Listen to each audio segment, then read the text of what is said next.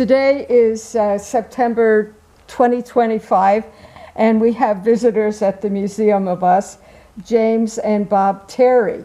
And they grew up in Mansfield and would like to tell us a little bit about how Mansfield was and how their life was back in the 50s, I guess it was, 50s and 60s. Mm-hmm. When did you graduate from high school, both of you? I graduated. My name is Bob Terry. I was born in Mansfield in 1935, up over what became Garrison's men's store for years. I guess it's a real estate office now.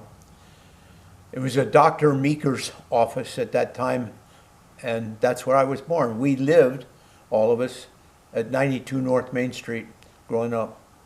All those pregnant women had to climb up those steps before they delivered. And then they were no longer pregnant. My name is Jim Terry. I was actually born in Corning, New York because of the hospital there, but I grew up in Mansfield. I was born in 1941 and graduated not only from Mansfield High School in 1958, but Mansfield, when I entered it was called Mansfield State Teachers College, and then it became Mansfield State College, which I graduated in 1962. So what was Mansfield like when you were boys growing up? Mansfield was a real town then, not that it isn't a town now, but the business section was very much alive. There was two of everything, two pharmacies, two men's clothing stores, two women's clothing stores, two hardware stores, two everything. Two shoe stores? Shoe stores, Yeah, two shoes. shoe repair shop, Jimmy Caracciolo, which I Right. never could spell. Takes a while. Yeah, there was never any large grocery store. The A&P really wasn't built until I was in high school, and even that, by today's standards, you could fit the whole thing in part of a Weiss store. So there were small grocery stores. There was a basket on South Main Street. There was an A&P next to my dad's, right next to the shoe store. And then they had the small neighborhood grocery stores, and our uncle, Howard Burke, had a small mom and pop store on North Main Street, but there were two others in town as well. Mansfield was, in many ways, it was a very typical Leave It to Beaver kind of community. You've got a small college town. There were no racial minorities. There were no ethnic minorities to speak of. There were no Jewish families, except one. And there was a couple of families who were Quakers, had to drive to Elmira for meeting. So in that way, it was typical of the time in northern Pennsylvania. But in a lot of ways, it was kind of idyllic in the sense that it was a small town, everybody knew everybody. You couldn't do anything wrong because 5 people would call your parents to Dad. So our dad had the Rexall drugstore, and he used to say that everything covered because across the street was a doctor's office, and next to that was a funeral home. One thing about growing up in Mansfield, it was a safe town. And I think about today, I rode my bicycle from one end of town to the other, and there was no threat of drugs or being picked up by strangers or that sort of thing. Yes, there was probably problems here and there, but all in all, it was a good place to grow up. You didn't realize the outside world. What kind of entertainment opportunities were here then? Well, because of the college, it was much different than we would say a typical farm community in some other part of the state. So there was a movie theater, Mansfield Twain Theater, that showed movies, 3 different movies during the week. But the college also provided concerts, plays, musical groups, because it was a state teachers college that emphasized music. as a kid growing up, if you wanted to play musical instruments, there were free lessons because the students had to have practice teaching somebody. And so you play anything you wanted to. And so as a result of that, we had a junior high school orchestra, junior high school band, high school marching band, high school orchestra, dance band, and the churches, a lot of the churches, and we grew up going to the Methodist church, which at that time was where it is now in the corner, across from the college. And as a result, our church choir had probably half of it was music majors from the college. And the director, when I was a kid singing in the church choir, was Jack Wilcox, who was the director of the opera workshop at the college. So we had a choir that was pretty unusual for a small rural Methodist church. Mm-hmm. I went with a friend one time on a weekend to visit, and we went to their small church, and I thought, gee, this choir's really bad. Because I was used to some pretty good talent. I Top just didn't quality. know it. Yeah. What there was a skating rink and a bowling alley at the time. Did you? There was a bowling alley, and at one time there was a roller skating rink. Yeah.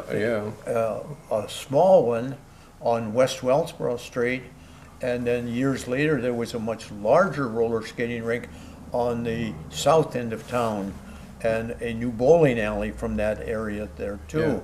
Yeah. But one of the things that I think that I see over the years, and I came back many, many times to visit family, the change has been not just in traffic, because the big trucks used to run right through the center of town. And we grew up on, as Jim has said, on North Main Street, and we would sit on the front porch until the traffic got so bad and so much noise that our parents built a patio out back so that we could not have all of the tractor trailer. Now the highway goes completely around the town. Yeah. That's different. Yeah, one of the major contributions for Chet Bailey was to be on the commission that pushed to have the bypass around Mansfield. Because Mansfield was as strange as it is for a little tiny town, it was at the absolute crossroads of two major highways of the United States, Route 6 and Route 15. Mm-hmm. So truck traffic going to Rochester, going to Buffalo, going to Canada, had no option but to come through Mansfield. Right. And that was pretty unusual. I think the other thing growing up as kids is that you either played a musical instrument or you played basketball. Or both. Absolutely. Or both. Basketball. Or both, and many people played both. And because the high school was so small, most of us played, A musical instrument and basketball. We played basketball, we played soccer, we were in the band. My senior year, when we had a play, we had to have the rehearsals in the evening because half the cast was on the soccer team. There were only 52 of us, wow. So everybody had to do everything. And in that sense, it was great because you got to participate, because if you could put one foot ahead of the other, you were in the band, you know. One of my great stories from 1952 was our high school track team. I was on the relay team that won the District 4 title. We went to State College to run, but we never ran. One boy got sick on the way down, and one boy fell over the bench getting up with our cleats on, and we had to scratch running, so we never really did run. My great opportunity to show off in State College, and I never got to run. Prior to the era of Tom McMillan, the high school basketball team I was on when we were seniors were undefeated district champs. And that was the first time that had ever happened. And thinking back to Tom's era when he was, 6'11", which we would have been in awe of because the tallest kid on our basketball team was 6'2", and he didn't start. Our center was 5'11". Looking at the pictures of Tom's teams, their shortest player on the team was 5'10". So that was a big difference. We actually have a couple of those championship jackets in our collection.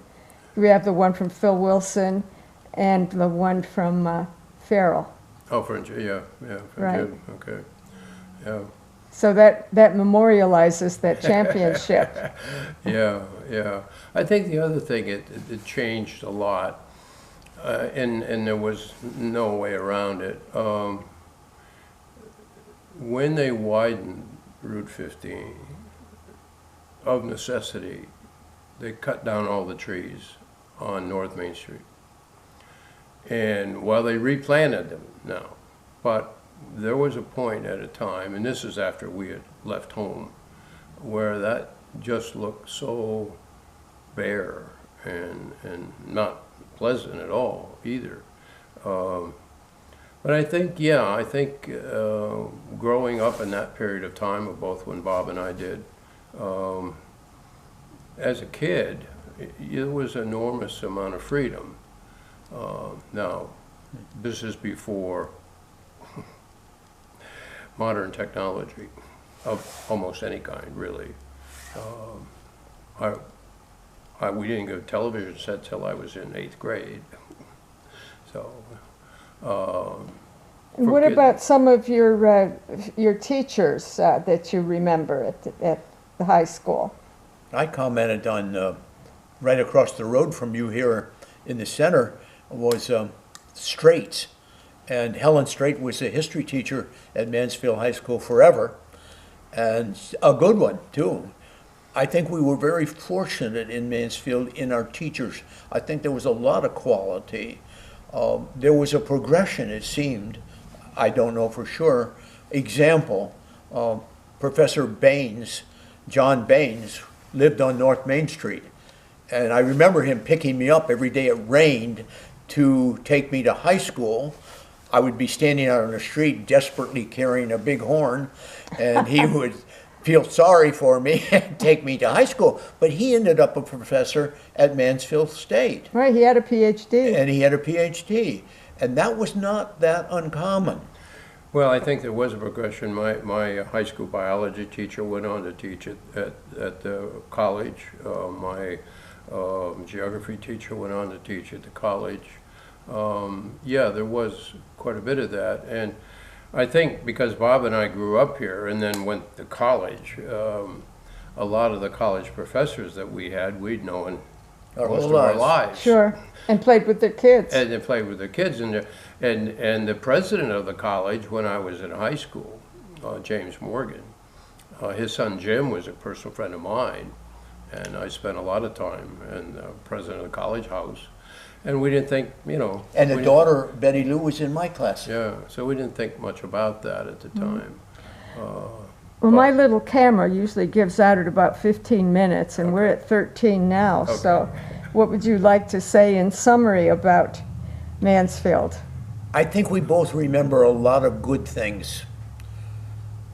They say as you get older, and I'm now 90, that you forget the bad things that ever happened and remember the good things. And there were a lot of good times in this town, and I remember them favorably. There is a quote attributed to Mark Twain who says that as you got older, the things you remembered most clearly never happened at all.